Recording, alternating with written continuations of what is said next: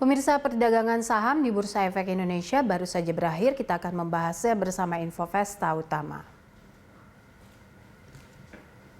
Untuk membahas bagaimana pergerakan IHSG di awal pekan serta prospek esok, kita sudah bersama dan terhubung dengan Praska Putrantio, analis Infovesta Utama. Pak Praska, terima kasih sudah bergabung bersama kami.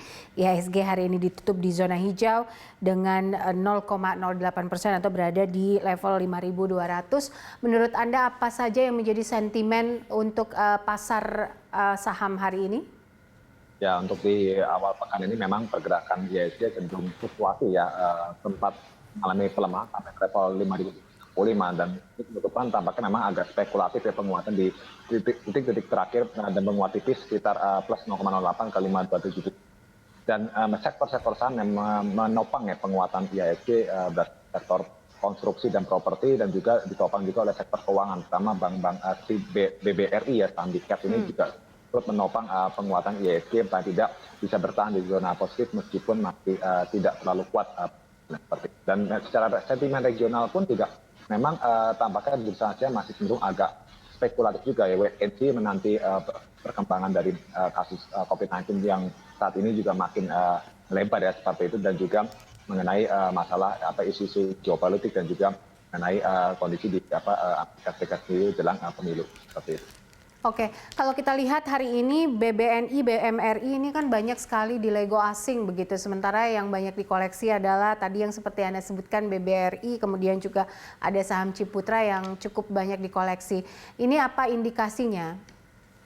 Ya, memang kalau kita lihat secara tren teknikal pun juga memang saham-saham tersebut seperti BBNI dan Bank Mandiri terutama ya, ini memang secara tren teknikal sudah mengalami laju yang cukup kencang ya. Di samping itu juga secara valuasi pun kalau saya bandingkan memang sudah relatif lebih tinggi ketimbang Bank BRI. Dan namun dari sisi sektor lain seperti tadi katakan Ciputra, ini sektor konstruksi properti, selain dari properti ada konstruksi juga seperti Wika ya, ini juga mengalami penguatan di hari ini yang saya rasa memang dengan adanya rencana pemerintah yang mulai menggenjot sektor infrastruktur ya di RAPBN 2021 nanti, ini mulai mulai memiliki dampak positif kepada sektor-sektor yang terkait dengan pembangunan terutama di konstruksi dan properti.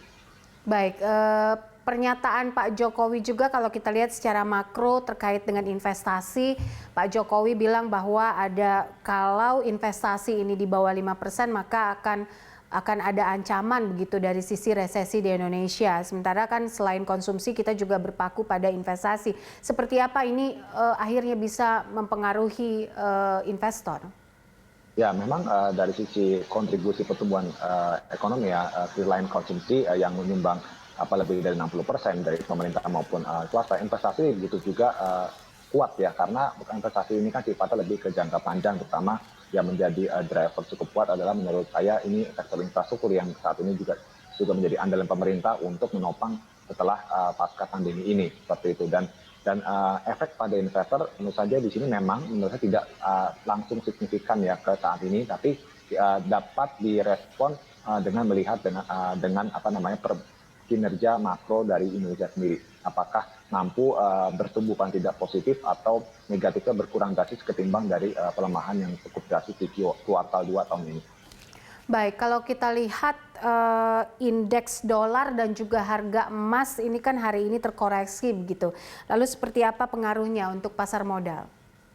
Ya, untuk indeks dolar memang saat ini mulai kembali melemah ya, seiring juga dengan harga emas yang mulai turun dari level 2.000 dolar per ounce. Ini memang selain dari sisi optimisme pasar ya, dengan dipercepatnya atau mulai ramainya pemberitaan mengenai obat atau vaksin dari COVID-19 ini, terutama dari pernyataan Presiden Donald Trump sendiri yang akan mencoba memantau ketat ya perkembangan dari vaksin di Inggris ini untuk penggunaan di negara, ini juga menandakan bahwa adanya potensi pemulihan ekonomi dalam jangka menengah, sehingga menurut saya cukup wajar bisa membuat aset-aset safe haven tadi yang sempat menguat, salah satu seperti emas ini mengalami koreksi, dan dampaknya ke pasar modal pun saya rasa ini justru agak berkorelasi berbalik ya. Jadi pasar saham cenderung akan berpulang mengalami penguatan meskipun masih tetap sekali lagi melihat perkembangan dari indeks manufaktur atau data-data makroekonomi lainnya.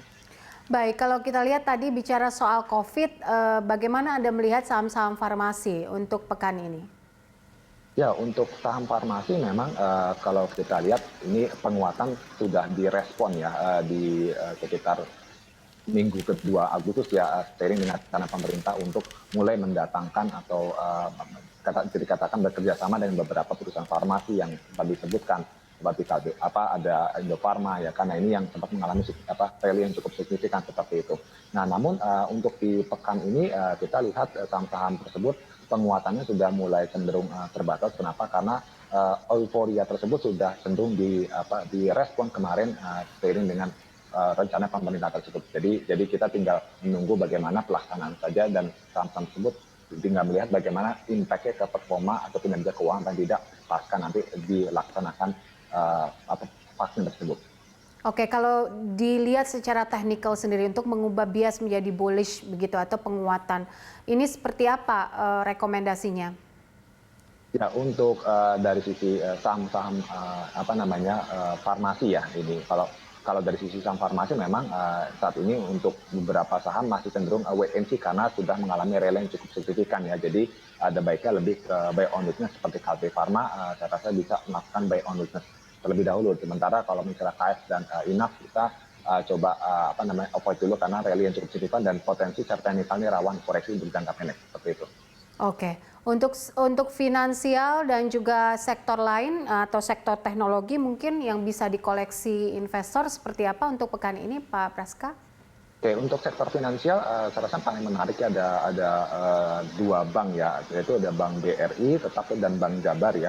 Ini menarik untuk koleksi, di samping tadi asing mulai mengkoleksi banyak Bank BRI, di samping itu Bank Jabar sebagai saham katakan kelas menengah ya, mid cap ini juga punya peluang yang menarik ya. Di hari ini juga mengalami penguatan yang cukup signifikan ke 980, dan dia masih ada potensi technical rebound yang cukup besar sampai ke range ke 1000-an, dan secara valuasi fundamental pun juga masih dikatakan relatif murah.